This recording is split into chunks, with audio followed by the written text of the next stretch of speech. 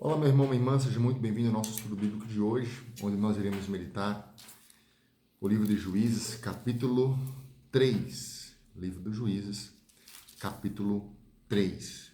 No capítulo 2, nós começamos a entender como é que surge essa questão dos juízes, né? E agora nós vamos começar a tocar em alguns desses juízes que conduziram o povo de Deus para a libertação. Pega a tua Bíblia e vamos juntos. Em nome do Pai, do Filho e do Espírito Santo. Amém. Vinde sobre nós com teu Espírito, Senhor, para que possamos compreender a tua palavra e assim pô-la em prática. Amém. Muito bem.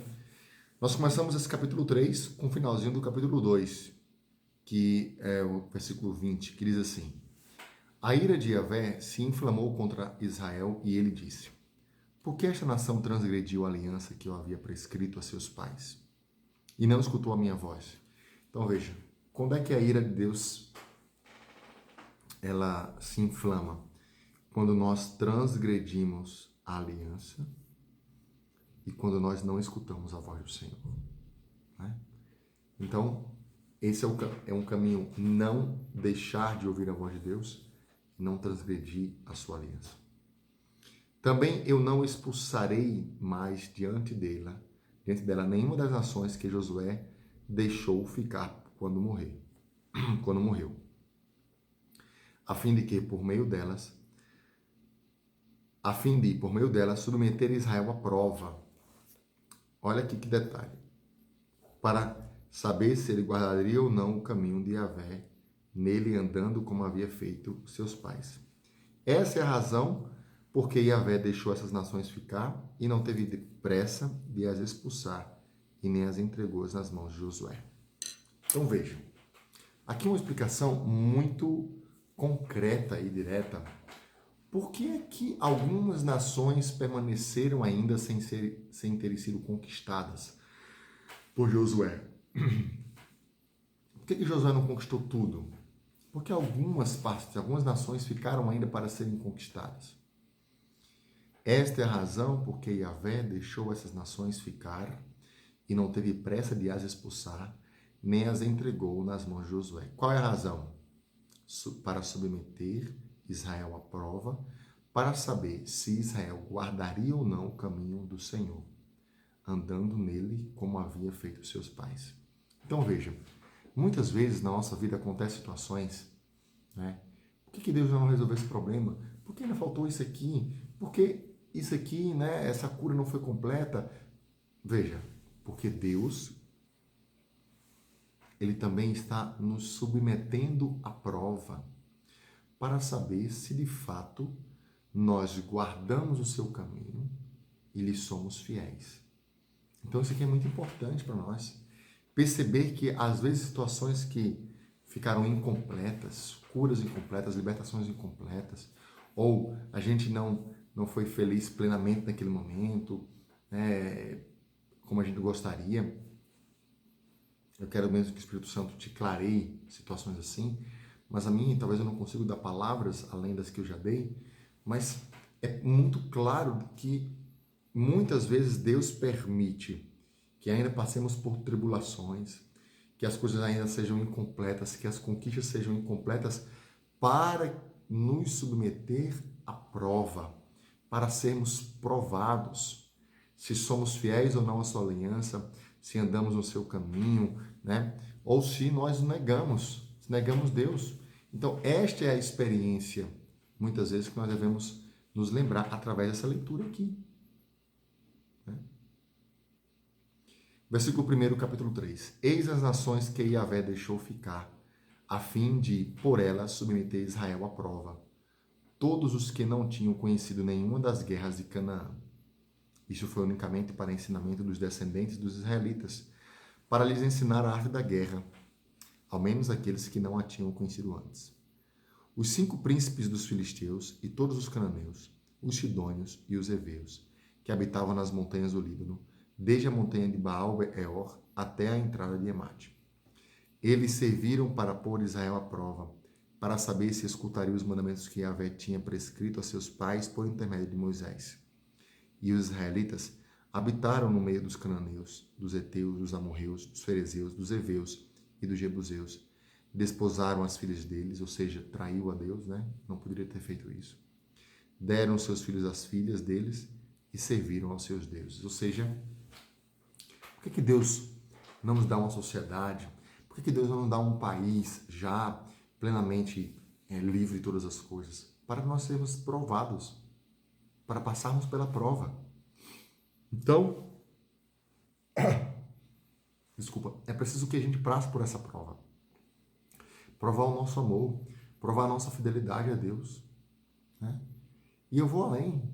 As perseguições, as dificuldades, uma pandemia como essa que nós estamos vivendo, né? É para quê? Para provarmos o nosso amor pelo Senhor, a nossa confiança no Senhor. Então, eu e você precisamos compreender todo o movimento de Deus, que é Senhor de todas as coisas, que sustenta todas as coisas, que submete a si todas as coisas. Ele vai nos sustentar, Ele vai nos guardar. Então, seremos provados, né, para sermos aprovados. Aquele povo não foi aprovado, né?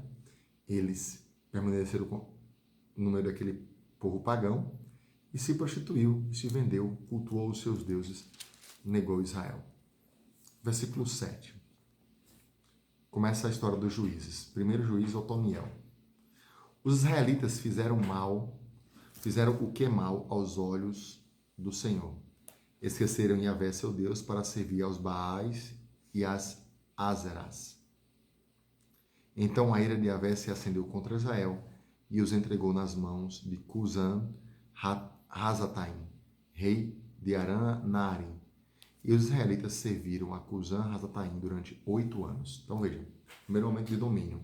Aquele rei, Cusã-Razataim, dominou o povo de Israel durante 8 anos. Veja bem, o que eu vou ler agora, que nós estamos lendo aqui, vai se repetir várias vezes na história do Antigo Testamento, mas de forma muito especial agora no livro dos Juízes. Os israelitas fizeram o que é mal aos olhos do Senhor. Esqueceram o Senhor, seu Deus, para servir aos Baals. Então a ira do Senhor se acendeu contra eles e ele os entregou nas mãos do inimigo. E o inimigo os dominaram durante tanto tempo. Isso vai se repetir várias vezes.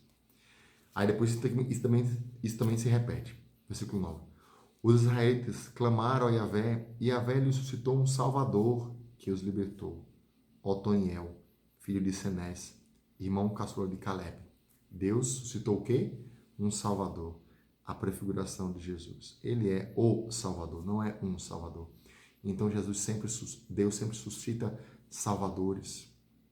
E até hoje, vamos dizer assim, Deus suscita homens que se levantam, santos que se levantam naquela geração para mudar a história da igreja, para mudar a história de um povo. Líderes que se levantam para defender a família, para defender a paz, né? Mas o Salvador é Jesus, que vem nos salvar das garras, não de um inimigo corporal, mas das garras do inferno. O Espírito de Yahvé esteve sobre ele. Então, o que é que o líder tem, né? O Espírito do Senhor está sobre ele. E ele julgou Israel e saiu à guerra. Yahvé entregou nas suas mãos Cusã-Razataim, rei de Arã, e ele triunfou sobre Cusã-Razataim. A terra descansou por 40 anos, uma geração. Depois Otoniel, filho de Senés, morreu. Então aquele líder morreu. Então primeiro acontece, Deus suscitou um líder. E o que é que estava nesse líder, nesse Salvador, né? O Espírito do Senhor estava sobre ele. Então, vamos lá, vamos entender essa lógica aqui que vai se repetir bastante. O povo de Israel fizeram mal que aos olhos do Senhor. Esqueceram Yahvé. Serviram aos deuses pagãos, a Baal. Beleza.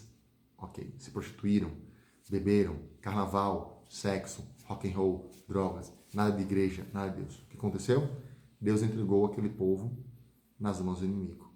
O inimigo veio, né, comunista, a ditadura, etc., e dominou aquele povo durante 8 anos, né, nesse caso.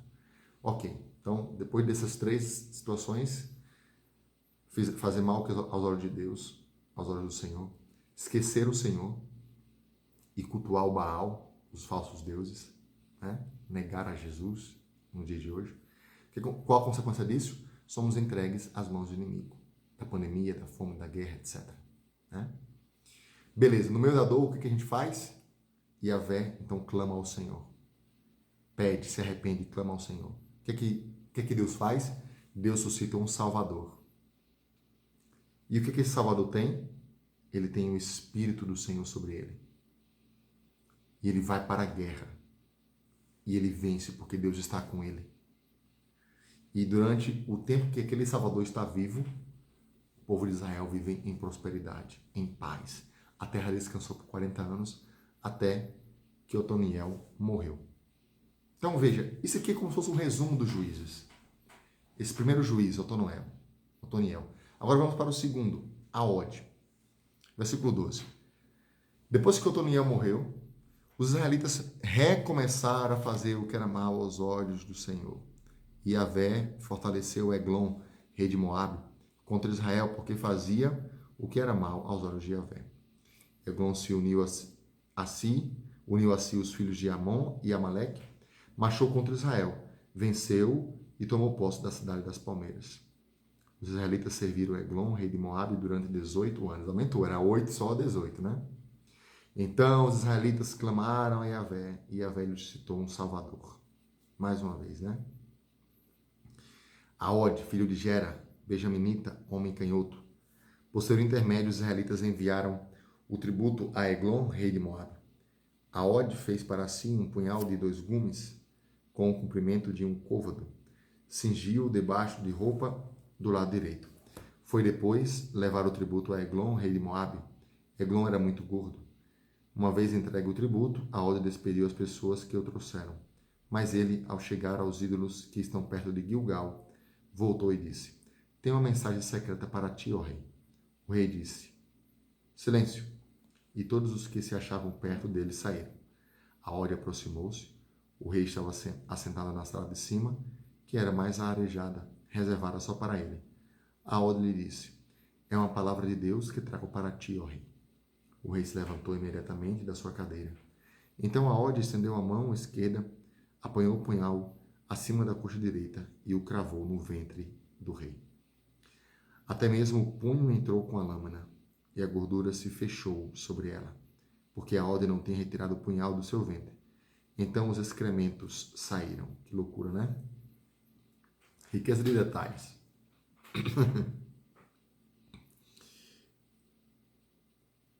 E aí vem. Aode saiu pelo vestíbulo, tendo fechado atrás de si as portas da sala de cima e trancado o ferrolho. Quando ele saiu, os servidores voltaram e observaram que as portas da sala de cima estavam trancadas com o ferrolho. Disseram: sem dúvidas, ele cobre os pés no retiro da sala arejada. Ou seja, ele está dormindo, né? Esperaram até ficar inquietos, porquanto nem sempre ele abria a porta da sala de cima. Por fim, tomaram a chave e abriram. O seu senhor jazia por terra morto. Enquanto eles ficavam esperando, Aode escapara, alcançou os ídolos e chegou com segurança à Seira. Assim que chegou, tocou a trombeta na montanha de Efraim, e os israelitas desceram com ele da montanha, ele à frente. E ele lhes disse: Segui-me, porque Yahvé entregou o vosso inimigo, Moabe, nas vossas mãos.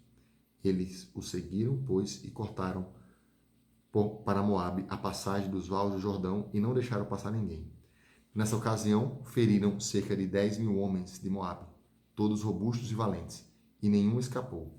Neste dia, assim, foi subjugado Moabe pela mão de Israel, e a terra viveu em paz 80 anos. Veja o dobro agora, né? 80 anos.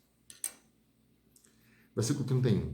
Depois dele veio Samgar, filho de Anate, que feriu 600 filisteus com uma guilhada de bois. Ele também salvou Israel. Vejam, Deus vai levantando os seus salvadores para aquele momento, para aquele tempo, para libertar o povo daquela opressão. O que Deus falou com você? Amanhã no próximo vídeo a gente comenta um pouquinho mais e partimos para o capítulo 4. Deus abençoe você, compartilhe, comente e faça com que esse vídeo chegue a mais pessoas.